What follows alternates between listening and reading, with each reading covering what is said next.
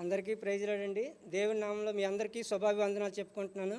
దేవుడు తన మహాకృపను బట్టి ఈ విధంగా ఈ దినాన్న మనకి సజీవులుగా లేవనెత్తి ప్రభు సన్నిధిలో ఆయన ఆరాధించే భాగ్యం ఇచ్చాడండి. దానికి దేవునికి మనం నిత్యము కృతజ్ఞతాస్తుతులు చెల్లించవలసిన వారంగా ఉన్నాం. అయితే దేవుని ఆరాధించడానికి ముందుగా ఒక వాక్య భాగం చదువుకొని దేవుని పరిశుద్ధ నామంలో మనం ఆరాధన చేద్దామండి. కీర్తనలు 20వ కీర్తన 7-8 వచనాలు మనం కలిసి చదువుకుందామండి. 20వ కీర్తన 7-8 వచనాలు మనం కలిసి చదువుకుందాం. కొందరు రథములను బట్టి కొందరు గుర్రములను బట్టి అతిశయపడుదురు, మనమైతే మన దేవుడైన యెహోవా నామమును బట్టి అతిశయపడదుము. దేవుని సహాయం కొరకు చిన్న ప్రార్థన చేద్దామండి. పరలోకమందున్న మా ప్రియ పరలోకపు తండ్రి, మహిమగల రాజా, పరిశుద్ధమైన దేవా, నిత్యుడైన ప్రభువా, నాయన మీరు అంత మంచి దేవుడు ప్రభువా, నాయన మీ మంచితనం అంతా మీ కృపంతా నేటి వరకు నైనా మీ పిల్లలమైన మా ఎడ్ల చూపిస్తూ నైనా సజీవులుగా కాపాడుతూ భద్రపరుస్తూ నైనా ప్రభు దినాన్న ప్రభా జీవం గల దేవుడిని ఆరాధించుడికి ప్రభా జీవం గల దేవుని సంఘంలో సజీవులుగా నైనా మాకు నూతన బలము, నూతన జీవము, నూతన శక్తిని దయచేసి ఈ విధంగా మా రక్షకుడు మా ప్రభువును మా యొక్క దేవుని ప్రభా మేము ఆరాధించుడుకు నైనా స్తుతించుడుకు మీ నామాన్ని మహింపరచుడుకు ప్రభా ఏ యోగ్యత లేని అర్హత లేని ప్రభా నైనా అల్పులమైన మాకు ఇచ్చిన గొప్ప ధన్యతను బట్టి వందనాలు స్తోత్రాలు. నైనా మీ పరిశుద్ధ సన్నిధానం నిలబడుతున్న మేము ఎంతో బలహీనమో శక్తికి లేని వారం ప్రభా, అయినా మా దేవుడు బలవంతుడు శక్తివంతుడైన దేవుడు ప్రభా. నైనా మీ పరిశుద్ధ నామాన్ని మాకు ఇచ్చున్నారు, మీ పరిశుద్ధ వాక్యాన్ని మాకు ఇచ్చున్నారు, మీ పరిశుద్ధ ఆత్మను మాకు ఇచ్చున్నారు. ఇప్పుడు మీ వాక్యం చేత నైనా ప్రభా మీ ఆత్మ చేత బలపరచబడుతూ మీ వాక్యం వింటూ మీ పరిశుద్ధ నామాన్ని కీర్తించే వారుగా మాకు సహాయం చేయండి. కూడి వచ్చిన మీ ప్రియబిడ్డను బట్టి వందనాలు స్తోత్రాలు చెల్లిస్తున్నాం. నేను ఇంకా రావాల్సిన మీ ప్రియబిడ్డలు ఎవరైనా మీ చిత్తంలో ఉంటే ప్రభా వారిని కూడా సమయానుకూలంగా మీ ఇంటికి తీసుకుని రమ్మని వేడుకుంటున్నాం. మీ పరిశుద్ధుల మధ్య నిలబడి నన్ను కూడా జ్ఞాపకం చేసుకోండి, మీ ఆత్మశక్తిని అనుగ్రహించండి ప్రభా. అల్పునైన నాకు ప్రభా మీ మాటలు ఇవ్వండి ప్రభా, మీ వాక్శక్తిని అనుగ్రహించండి ప్రభా.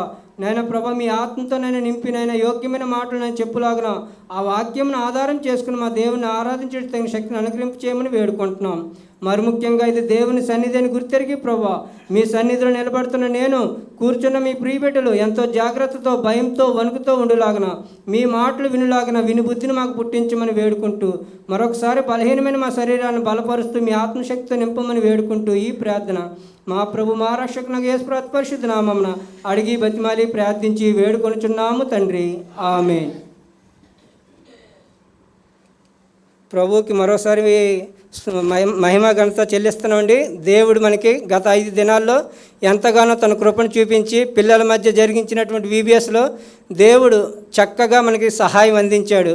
ఎంతో ఎండలు ఉన్నప్పటికీ, ఎంతోమంది బలహీనంగా ఉన్నప్పటికీ దేవుడు చక్కటి వాతావరణాన్ని ఇచ్చి చాలా మహిమకరంగా దేవుడు తన యొక్క బిడ్డల్ని దైవజనురాలను వాడుకొని చాలా చక్కగా మనకు సహాయం చేసి ఆయన నామాన్ని మహింపరుచుకున్నందుకు మరొకసారి దేవునికి కృతజ్ఞతాస్తుతులు చెల్లిస్తున్నామండి.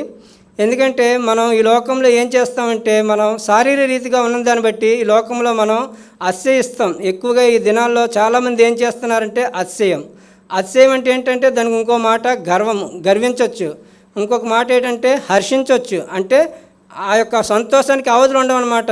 ఆ అతిశయం ఆ ఆనందం వేరు.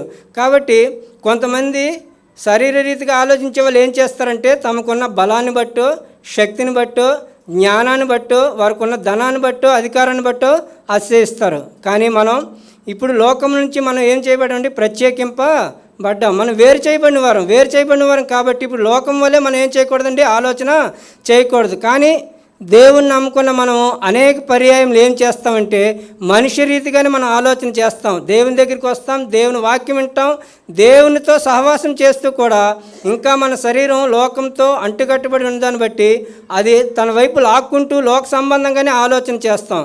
కానీ దేవుడు ఎలాంటి దేవుడు అంటే ఆయన ఆలోచనలు, ఆయన తలంపులు మన వంటివి కాదు. ఆయన ఈ లోక సంబంధమైన వాడు కాదు. కాబట్టి ఆయన ఆలోచనలన్నీ పరసంబంధమైన ఉన్నతుడు కాబట్టి ఆయన ఆలోచనలు ఉన్నతంగా ఉంటాయి. కాబట్టి ఆయన యొక్క కార్యాలు కూడా గొప్పవి కాబట్టి ఆయన ఆలోచన విధానం వేరు. కాబట్టి ఆయన బిడ్డలు ఆయనందు అతిశయించాలని దేవుడు ఏం చేశారంటే ఈ లోకంలో ఎన్నిక లేనటువంటి, బలం లేనటువంటి, జ్ఞానం లేనటువంటి బుద్ధిహీనం, అంతేకాకుండా మరి ముఖ్యంగా మనం చెప్పాలనుకుంటే లోకంలో ఘోర పాపులు మన తన నడినెత్తి మొదలుకొని అరికాల వరకు స్వస్థత కొంచెమైనా లేదు. అటువంటి చెడ్డవారమైన మనల్ని దేవుడు తన మహాప్రేమ, అది చెప్పలేనంటి గొప్ప ప్రేమ, ఆయన కరుణ జాలి మన మీద ఉంది కాబట్టి ఆయన మనల్ని పిలుచుకున్నాడు, రక్షించుకున్నాడు. ఆయన పరిశుద్ధ సన్నిధానానికి ఆయన కుమారుని ద్వారా మనకి ఈ విధంగా సన్నిధి సహవాసాన్ని దయచేసి మనం ఇప్పుడు ఆయన పరిశుద్ధ నామాన్ని బట్టి అతిశయించి ఆయన ఆరాధించాలని దేవుడు కోరుకుంటున్నాడు. అయితే ఇప్పుడు మనం వాక్య భాగంలోకి వెళ్దామండి.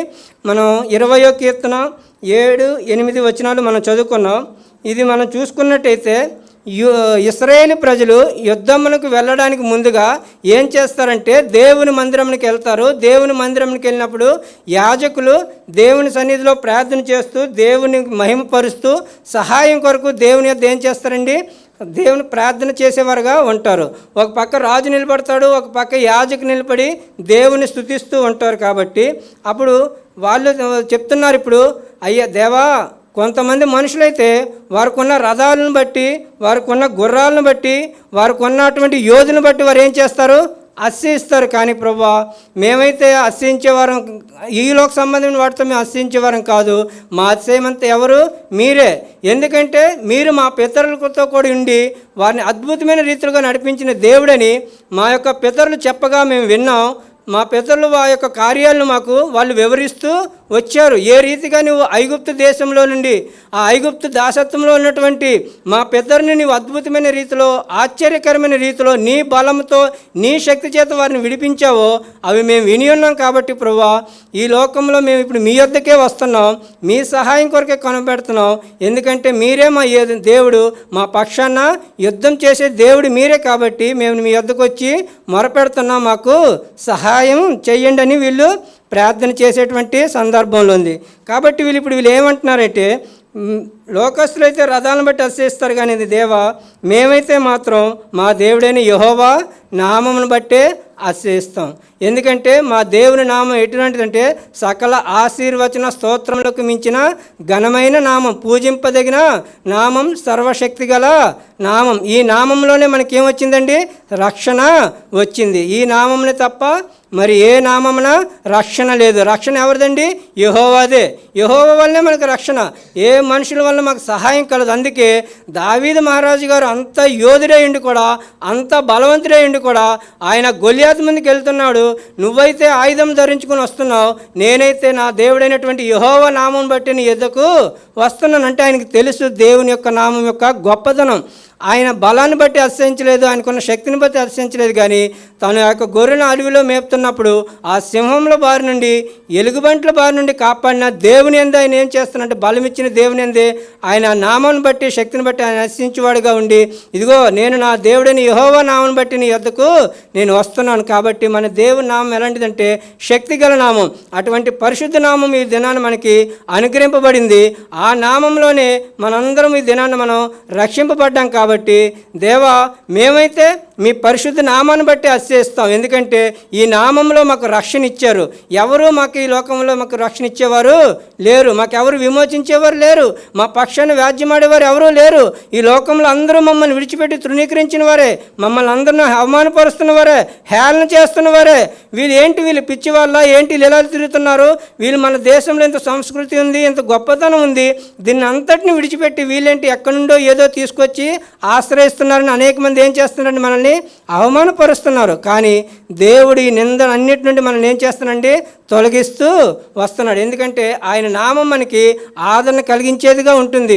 ఒకవేళ కృంగిన స్థితిలో ఉన్నా, బాధపడిన స్థితిలో ఉన్నా, ఎవరు మనకు సహాయం చేయలేకపోయినా ఈ పరిశుద్ధ దేవుడు, ఈ సర్వశక్తి గల దేవుడు, ఈ ఇశ్రాయేలు దేవుడు మనకి ఏం చేస్తారండి, నిత్యము కాపాడేవాడుగా, సహాయం చేసేవాడుగా ఉంటాడు. దేవా, మీరు మాకు అనుగ్రహించిన మీ పరిశుద్ధ నామాన్ని బట్టి, ఆ పరిశుద్ధ నామంలో మాకు ఇచ్చిన రక్షణను బట్టి ప్రభువా మేము అతిశయిస్తూ మీకు ఏం చేస్తున్నామంటే ఆరాధిస్తున్నామని ప్రభుని ఏం చేయాలండి, మొదటగా మనం ఆరాధించాలి.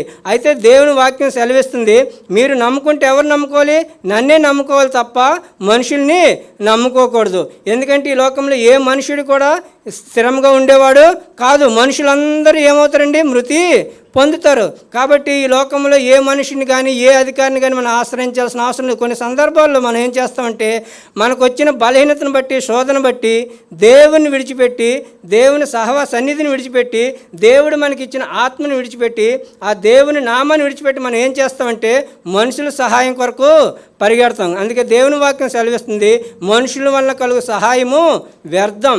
ఏ మనుషుడు కూడా మీకు ఏం చేయలేడు, సహాయము చేయలేడు. అందుకే కాబట్టి మీరు మనుషుల్ని నమ్ముకోకండి, మనుషుల్ని ఆశ్రయించవద్దు, రాజులను ఆశ్రయించవద్దు. ఎందుకంటే మీరు ఆశ్రయించడానికి ఒక దేవుడు ఉన్నాడు కాబట్టి ఆయన్నే మీరు ఆశ్రయించండి. ఆయన మీకు ఏం చేస్తాడో చూద్దామండి. 44వ కీర్తన 8వ వచనం. 44వ కీర్తన 8వ వచనం.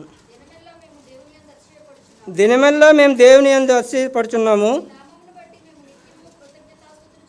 నీ నామమును బట్టి మేము నిత్యము కృతజ్ఞతాస్తుతులు చెల్లించుచున్నాము. మేము ఎలాగంటే అతిశయిస్తున్నాము, దినమెల్లా దేవుని యందు మేము అతిశయిస్తున్నాం. ఎందుకంటే 44వ కీర్తన 4వ వచనం పైన ఉంటే 4వ వచనం, దేవా నీవే నా రాజువు. ఈ లోకంలో రాజులు కాదండి, ఈయన మనం నమ్ముకున్న ప్రభు, రాజులకు రాజు, ప్రభులకు ప్రభు. నీవే నా రాజు కాబట్టి నువ్వు మాకేం కలగజేస్తున్నావు, పూర్ణ రక్షణ కలగని చేస్తున్నావు. అందుకే మన దేవుడు చెప్తున్నాడు, మీరు మనుషుల దగ్గరికి వెళ్ళకండి, నా యొద్దకు రండి, నేను మీకు ఎవరిని, గొప్ప రాజుని, నేను మీకు పూర్ణ రక్షణ కలగజేస్తున్నాను. అంతేకాకుండా నీ వలన మా విరోధులను అణిచివేస్తాయి. ఎవరైనా మనకు విరోధంగా ఉంటే దేవుడు వాళ్ళని ఏం చేస్తారండి, అణిచివేసే దేవుడిగా ఉంటాడు. కాబట్టి శత్రు భయాలు ఏం లేకుండా మన దేవుడు మనకి ఏమి ఇస్తాడంటే జయాన్ని ఇస్తున్నాడు. అంతేకాకుండా ఆ కింద 5వ వచనం, నీ నామం వల్లనే మా మీదకి లేచి వారిని మేము త్రొక్కివేయదుము. నేను నా వింటిని కానీ నమ్ముకొనను, నా కత్తియు నన్ను రక్షింపజాలదు. ఈ లోకంలో నాకున్నది ఏది నాకు సహాయం చేయలేదు, ఏ మనుషుడు నాకు విడిపించలేదు. కానీ మీ నామంలో మీరు నాకు గొప్ప రాజుగా ఉండి మీరు నా పక్షాన్ని ఏం చేస్తున్నారంటే నాకు రక్షించే దేవుడిగా, సహాయం చేసే దేవుడిగా ఉంటున్నావు. కాబట్టి దేవా దినమెల్లా నేను నీకు ఏం చేస్తానంటే నీ నామాన్ని బట్టి అతిశయిస్తూ మీ యొక్క పరిశుద్ధ నామాన్ని బట్టి మీకు కృతజ్ఞతాస్తుతులు చెల్లిస్తున్నాను. ఎందుకంటే అన్ని విషయాల్లో మాకు సహాయం చేస్తూ మా విరోధుల నుండి, శత్రువుల నుండి మమ్మల్ని నేటి వరకు కాపాడుతూ వస్తున్నావు. వీటిని బట్టి మీకు వందనాలని దేవునికి ఆరాధన చేద్దామండి. మరొక మాటగా చూసుకుందాం. 34వ కీర్తన 1వ వచనం, మొదటి నుంచి, నేను ఎల్లప్పుడూ యెహోవాను సన్నుతించెదను, నిత్యము ఆయన కీర్తి నా నోట నుండును. 2వ వచనం, యెహోవాను బట్టి నేను అతిశయించుచున్నాను, దీనులు దానిని విని సంతోషించెదరు. ఇక్కడ దావీదు మహారాజు గారు చెప్తున్నారు, నేను ఎల్లప్పుడూ యెహోవాను సన్నుతిస్తాను, నిత్యము ఆయన కీర్తి నా నోట ఉంటుంది. ఎందుకంటే యెహోవాను బట్టి నేను అతిశయిస్తున్నాను. దానికి కారణం చెప్తున్నాండి. 4వ వచనంలో, నేను యెహోవా యొద్ద విచారణ చేయగా ఆయన నాకు ఉత్తరం ఇచ్చెను. ఈ దేవుని యొద్ద మనం ప్రార్థన చేయగానే, మనం మొరపెట్టగానే ఈయన మనకి ఏ దేవుడు అండి, ఉత్తరం ఇచ్చే దేవుడు.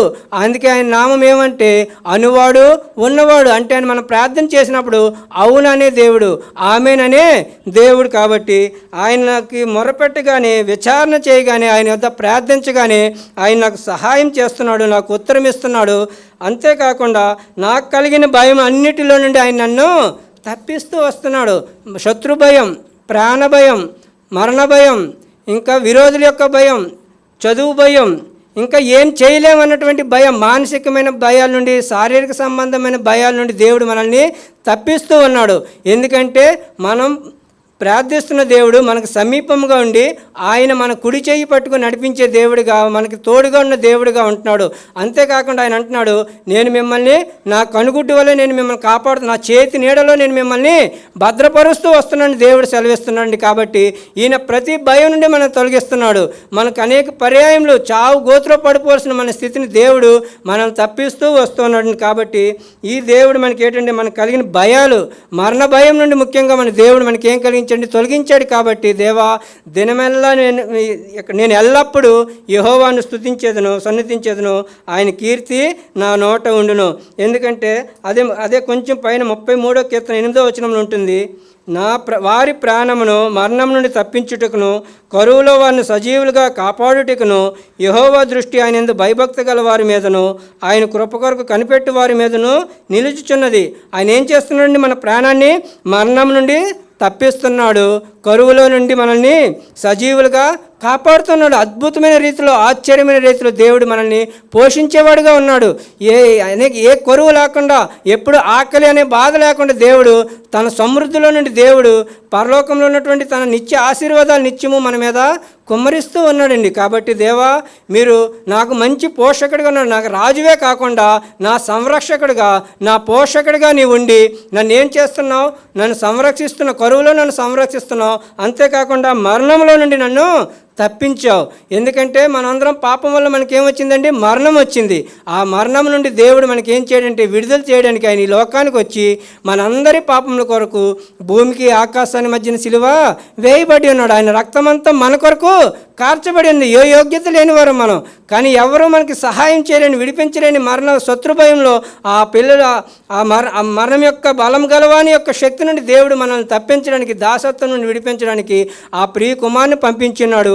ఇప్పుడు ఆయన యందు విశ్వాసం ఉంచడం వల్ల, ఆయన నామంలో మనం ఒప్పుకొనడం ద్వారా, ఆయన సొంత రక్షణగా అంగీకరించడం ద్వారా ఇప్పుడు మనందరికీ ఏం తొలగించబడ్డాయండి? మరణ భయాలు తొలగించబడ్డాయి. శత్రు భయం నుండి మనం తప్పిస్తున్నాడు. ఎందుకంటే ఆయన మనకు రాజుగా ఉన్నాడు. ప్రభువా, నువ్వు నాకు రాజుగా ఉండి శత్రు భయం నుండి, విరోధ భయం నుండి మనం తప్పిస్తున్నావు కాబట్టి నీకు వందనాలు. రెండవదిగా, నువ్వు నాకు సంరక్షకుడిగా, పోషకుడిగా ఉండి అన్ని విషయాల్లో నాకు కాపాడుతూ వస్తున్నావు, నీకు వందనాలు అని చెప్పి దేవుణ్ణి మనం ఆరాధన చేద్దాం. ఆయన మరణం నుండి తప్పించే దేవుడు కాబట్టి. మూడవదిగా మనం చూసుకున్నట్టయితే యెషయా గ్రంథం 45వ అధ్యాయం 25వ వచనం. యెషయా గ్రంథం 45:25వ వచనం. యెహోవా యందే ఇశ్రాయేలు సంతతి వారందరూ నీతిమంతులుగా ఎంచబడిన వారే అతిశయపడుదురు. మూడవదిగా మనం ఎందుకంటే అతిశయించాలంటే ఆయన మనల్ని నీతిమంతులుగా తీర్చే దేవుడు. దేవుని వాక్యం సెలవిస్తుంది, నీతిమంతుడు లేడు, ఒక్కడను లేడు. అంటే భూమి మీద ఎవరు నీతిమంతులు లేరు, అందరూ నీతి తప్పి మనం ప్రవర్తిస్తూ వస్తున్నాం. కానీ దేవుడు ఏం చేస్తున్నట్టు మనల్ని నీతిమంతులుగా చేస్తున్నాడు. అపోస్తుల కార్యములు 13వ అధ్యాయం 39వ వచనం. అపోస్తుల కార్యములు 13వ అధ్యాయం 39వ వచనం. మోషే ధర్మశాస్త్రం వలన ఏ విషయంలో నీతిమంతులుగా తీర్చబడలేకపోతిరో ఆ విషయములన్నిటిలో విశ్వసించి ప్రతివాడును ఈయన వలనే నీతిమంతులుగా తీర్చబడుతుంది. ఎవరండి ఈయనంటే మన ప్రభు అయిన యేసుక్రీస్తు వారు. అంటే అనీతిమంతులమైన మనల్ని, అసలు నీతి తప్పిపోతున్న మనల్ని నీతిమంతులుగా తీర్చడానికి ఆయన మనకి ఏమి ఇచ్చాడంటే ఆయన పరిశుద్ధ నామాన్ని ఇచ్చాడు. ఇప్పుడు ఆ పరిశుద్ధ నామంలో మనం విశ్వసించడం ద్వారా, ఆయనను అంగీకరించుకోవడం ద్వారా, ఆయన ఒప్పుకోవడం ద్వారా మనం ఏం చేస్తున్నామండి? నీతిమంతులుగా తీర్చబడుతున్నాం. మనం నీతిమంతులుగా తీర్చబడడానికి ఆయన ఏం చేయబడండి? పాపంగా చేయబడ్డాడు. మన పాప భారమంతా ఆయన శిలువ మీద మోసి ఉన్నాడు. మనకు రావాల్సిన శిక్ష అంతా అనుభవించాడు. ఎందుకంటే దేవుని దృష్టిలో మనందరం అనీతిమంతులుగా ఉన్నాం. దేవుని శిక్షకు, దేవుని ఉగ్రతకు పాత్రముగా ఉన్నాం. ఇటువంటి ఉగ్రత పాత్రమైన మనల్ని మన శిక్ష ఎవరు భరించలేనంత గొప్పది. కాబట్టి ఎవరు, ఏ మనుషుడు మన శిక్షను తీసివేయలేడు. ఏ మనుషుడు కానీ, ఏ ధర్మశాస్త్రం కానీ, ఏ రక్తం కానీ మనల్ని నీతిమంతులుగా తీర్చబడలేదు. అందుకే దేవుడు తాను ఏం చేశాడంటే, తండ్రి బాధపడుతూ ఉన్నాడు మన స్థితిని చూసి, భూమి మీద నరులు చెడుతనం చూసి దేవుడు ఏం చేస్తుంటే హృదయంలో దుఃఖపడుతూ ఉన్నప్పుడు ప్రభు అయిన యేసుక్రీస్తు వారు తండ్రితో అన్నారు, తండ్రి నీవు చూస్తున్న బాధని నేను చూడలేను, ఈ ప్రజలు తప్పిపోతూ ఉన్నారు, త్రోవ తొలగిపోతూ ఉన్నారు, కాబట్టి వీళ్ళ యొక్క పాప భారం కోసం నేను ఎక్కడికి వెళ్తాను? భూలోకానికి వెళ్ళి ఈ భారమంతా నేను భరిస్తానంటే దేవుడు అంటాడు, కుమారుడా నువ్వు వెళ్తావు కరెక్టే, వాళ్ళ పాపభారం అంతా భరిస్తావు, కానీ ఆ ఉగ్రతను నువ్వు తట్టుకోవాలి. ఎందుకంటే మన దేవుడు ఎలాంటివాడండి? ఉగ్రత కలిగిన దేవుడు, రోషం కలిగిన దేవుడు. ఆయన ఎంత కృప చూపిస్తాడో, ఎంత కనికరం చూపిస్తాడో, ఎంత క్షమించే దేవుడో అంతగా ఆయన కూడా కోపం కూడా రగులుకునేది. మన యొక్క దోష శిక్ష అంతా కోపంతో కూడుకున్నది. కానీ ఆయన ఏం చేస్తానంటే, ఆ కుమారుడు లేదు దేవా, ఎంత ఉగ్రతైనా, ఎంత శిక్ష అయినా నేను భరించడానికి సిద్ధమే, నువ్వు మాత్రం దుఃఖపడవద్దు, నేను వారి కిందకి వెళ్ళి వాళ్ళ పాపభారం అంతా భరించి ఆ పాప శిక్ష నేను తీసుకొని వాళ్ళని నీ దృష్టికి యోగ్యులుగా, నీతిమంతులుగా చేస్తాను, అందుకు నేను వెళ్తానని అన్నప్పుడు ఆయన మన కోసం ఈ లోకానికి వచ్చి మనకు శిక్ష అంతా భరించి ఉన్నాడు. ఎంతగా భరించి ఉన్నాడంటే ఆయన యొక్క ఒలీవుల కొండ యొద్దకు ప్రార్థించడానికి వెళ్ళినప్పుడు ఆయన రక్తం కారణం, ఎందుకంటే ఇంకా కొద్ది సమయంలో ఆయన దేవుని ఉగ్రతకి ఏం కాబోతున్నాడు, గురి కాబోతున్నాడు. కాబట్టి దేవుని యొద్దకు ఏం చేశారంటే ప్రార్థన చేస్తూ వచ్చాడు, మొరపెడుతూ వచ్చాడు. కానీ దేవుడు ఆయన ప్రార్థన అంగీకరించలేదు. కానీ దేవుడు ఆ కుమారుని నలగొట్టడానికి ఆయన ఇష్టమైంది. ఎంతగా నలగొట్టాడంటే మన పాప శిక్షణ అంతటిని బట్టి ఆయన మన కొరకు నల్లగొట్టబడ్డాడు. మన కొరకు ఆయన శరీరాన్ని అప్పగించుకున్నాడు, ఆయన తలను అప్పగించుకున్నాడు, ఆయన కాళ్ళను, ఆయన చేతులను అప్పగించుకున్నాడు. అంతగా ఆయన మన కోసం బాధను సహించిన వాడిగా ఉండి, ఓర్చిన వాడిగా ఉండి, ఎందుకంటే మనం నీతిమంతులుగా తీర్చబడాలి. మనం నీతిమంతులుగా తీర్చబడడానికి నీతిమంతుడైన దేవుడు ఈ లోకానికి వచ్చి మన కోసం మన శిక్ష అంతా భరించి మన కోసం ప్రాణం పెట్టి మన మీద ఉన్న కోపాన్ని అంతటినీ ఆ కుమారుని మీద చూపించి ఆ కుమారునిలో మన పాపము, మన యొక్క ఆ కోపము, ఆ శిక్ష అంతా తీసివేయబడింది. ఇప్పుడు ఆ కుమారుని యందు ఎవరైతే విశ్వాసం ఉంచుతారో, ఆ పరిశుద్ధ దేవుని నామందు ఎవరైతే విశ్వాసం ఉంచుతారో, ఎవరైతే ఆయన సొంత రక్షణగా అంగీకరిస్తారో ఇప్పుడు వారికి ఏ శిక్షా విధి లేదు. మనందరం ఇప్పుడు క్రీస్తునందు నూతన సృష్టిగా చేయబడి ఉన్నాం కాబట్టి మన శిక్ష అంతా తొలగించబడింది. కాబట్టి ఇప్పుడు దేవుడు తన కుమారునిగా, కుమార్తెలుగా చేసుకున్నాడు. కాబట్టి ప్రభువా, అనీతిమంతుడైన నన్ను నీతిమంతునిగా తీర్చడానికి నీ ప్రియ కుమారుని ఇచ్చావు ప్రభువా. ఆయన పరిశుద్ధ రక్తాన్ని ఇచ్చున్నాక ప్రభువా, ఇప్పుడు యేసు రక్తము ప్రతి పాపం నుండి నన్ను పవిత్రునిగా చేసి, నన్ను నీతిమంతునిగా చేసి, నన్ను నిర్దోషినిగా చేసి నన్ను మీ సన్నిధిలో నిలబెడుతుంది ప్రభా. ఎంత గొప్ప దేవుడు ప్రభా. ఈ పరిశుద్ధ నామాన్ని బట్టి, ఈ పరిశుద్ధ దేవుని బట్టి మేము అతిశయిస్తున్నాం. ఈ నామాన్ని బట్టి మనం ఏం చేయాలండి, అతిశయించాలి తప్ప ఈ లోకంలో ఎవరిని బట్టి మనం అతిశయించకూడదు. ఈ దేవుని మన నిత్యము ఎల్లప్పుడూ మానక ఏం చేయాలండి, ఆయనకి కృతజ్ఞతాస్తుతులు చెల్లించాలి. ఎందుకంటే ఆయన మన అనీతిమంతమైన నీతిమంతులుగా తీర్చాడు. అంతేకాకుండా శత్రు భయం నుండి మనం తప్పిస్తూ ఉన్నాడు, మరణ భయం నుండి తొలగిస్తూ ఉన్నాడు, కరువులో సజీవులుగా కాపాడుతూ వస్తున్నాడు. వీటన్నిటిని బట్టి దేవునికి ఏం చేయాలండి, కృతజ్ఞతాస్తుతులు చెల్లించాలి. ఏ విధంగా చెల్లించాలంటే ఆయన యందు అతిశయిస్తూ మనం ఏం చెల్లించాలంటే ఆయనకి ఆరాధన చేయవారిగా ఉండాలి. కానీ మనం అనేక పర్యాయాలు ఏం చేస్తున్నామంటే మన లోక సంబంధమైన రీతిగా దేవుని నమ్ముకున్నాం, దేవుని ఇంటికి వస్తున్నాం, ఆయన పరిశుద్ధ నామాన్ని అంగీకరిస్తున్నాం. కానీ మనం సంసోను వలె మనం చెప్పుకునే రీతిగా దేవుని యొక్క తలాంతులన్నీ పొందుకొని కూడా మన శరీర రీతిగా అతిశయించి మనం ఏం చేస్తున్నాం అంటే తప్పిపోయిన వారుగా ఉంటున్నాం, దేవునికి మహిమ తేలేని వారుగా ఉంటున్నాం. కాబట్టి ఈ దినాన్ని దేవుని వాక్యం సెలవిస్తుంది, మీరు ఈ లోక సంబంధమైన దేన్ని బట్టి మీరు ఆశ్రయించవద్దు, దేన్ని బట్టి మీరు అతిశయించవద్దు. మీ యొక్క గుర్రాన్ని, నీ యొక్క నీ బలాన్ని చూసుకుంటున్నావేమో, నీ జ్ఞానాన్ని చూసుకుంటున్నావేమో, నీ చదువుని చూసుకుంటున్నావేమో, లేకపోతే నీ కుమారుని బట్టో, నీ తండ్రిని బట్టో, నీకున్నదాన్ని బట్టో, లేకపోతే నీకున్న పలుకుబడిని బట్టి అతిశయిస్తున్నావో, వీరెవరిని బట్టి అతిశించలేరు. వీరెవరు నీకు మరణంలో నుండి నిన్ను తప్పించలేరు. ఆ పాపినైనా నీకు పవిత్రునిగా చేయలేరు, అనీతిమంతుడైన నేను నీతిమంతుని చేయలేదు. నరకానికి వెళ్ళవలసిన నిన్ను పరలోకానికి వీళ్ళెవరు తీసుకొని వెళ్ళలేరు. ఒక్కడే ఎవరంటే ప్రభు అయిన యేసుక్రీస్తు వారే.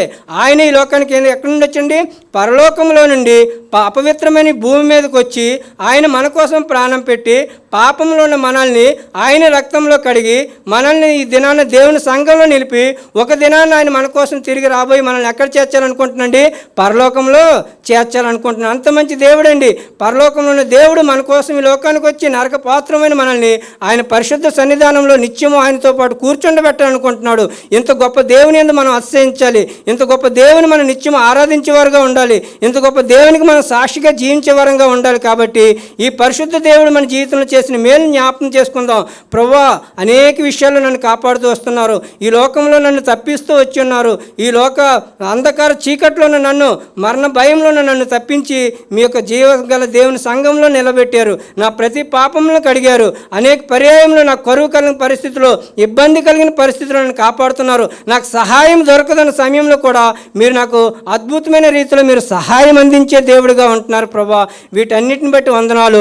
అంతేకాకుండా ఈ లోకంలో నిత్యము నన్ను బ్రతికింప చేయడానికి మీరు ఇచ్చిన జీవ గ్రంథాన్ని బట్టి కూడా మీకు వందనాలు. ఎందుకంటే దేవుడు మనకి ఆయన నామాన్ని ఇచ్చి ఉన్నాడు, ఆయన ఆత్మ ఇచ్చి ఉన్నాడు, ఆయన వాక్యం ఇచ్చి ఉన్నాడు.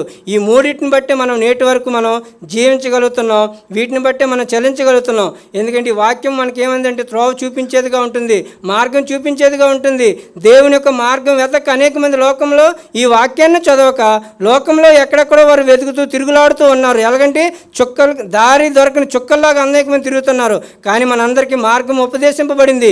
యేసయ్య చెప్పాడు, నేనే మార్గమును, నేనే సత్యమును, నేనే జీవమును, నా ద్వారానే తప్ప ఎవడను తండ్రి వద్దకు రాలేడు, పరలోకమునకు పో ద్వారము నేనే, నా మార్గంలో నువ్వు రా, నేను నిత్య జీవాన్ని తీసుకెళ్తానంటే మనం ఆ ఒక్క మార్గాన్ని విడిచిపెట్టి ఇంకా అనేక మార్గాల్లో ట్రై చేస్తున్నాం. ఇంకా ఎవరైనా ఈ యొక్క గొప్ప దేవుని యొద్దకు రాకుండా, ఈ పరిశుద్ధ దేవుని మార్గమైనటువంటి నిత్య జీవానికి మార్గమైన దేవుని యొద్దకు రాకుండా ఇంకా చీకట్లో ఉన్నారేమో, అజ్ఞానంలో ఉన్నారేమో, ఇంకా హృదయంలో ఆయన వాక్యానికి, ఆయన నామానికి, ఆయన ఆత్మకి చోటు ఇవ్వకుండా ఉన్నారేమో. దేవుణ్ణి నేడే ఆయన మిమ్మల్ని ఆహ్వానిస్తూ ఉన్నాడు. ఆయన మీ రక్షకుడిగా అంగీకరించడానికి సిద్ధంగా ఉన్నాడు. మన హృదయం ఆయనకి అప్పగిస్తే చాలు, మన యొక్క జీవితాన్ని ఆయన చేతిలో పెడితే చాలు, ఆయన మనల్ని ఏం చేస్తారండి, బాగు చేసేవాడుగా, బాగు చేసే దేవుడిగా ఉంటున్నాడు. అందుకే దేవుని వాక్యం సెలవిస్తుంది, ఆయన తన వాక్కును పంపించి సమస్తమును బాగుగా చేసి ఉన్నాడు. కాబట్టి ఆ దేవుడు బాగు చేసే దేవుడు, ఆయన మనం రక్షించే దేవుడు. కాబట్టి ఈ పరిశుద్ధ దేవుని నామాన్ని మనం ఏం చేస్తుండే, ఆశ్రయిస్తూ ఆయన నామాన్ని మనం ఆరాధన చేద్దాం. దేవుడి వాక్యాన్ని మనం వినికిడిలో ఆశీర్వదించును గాక. ఆమేన్.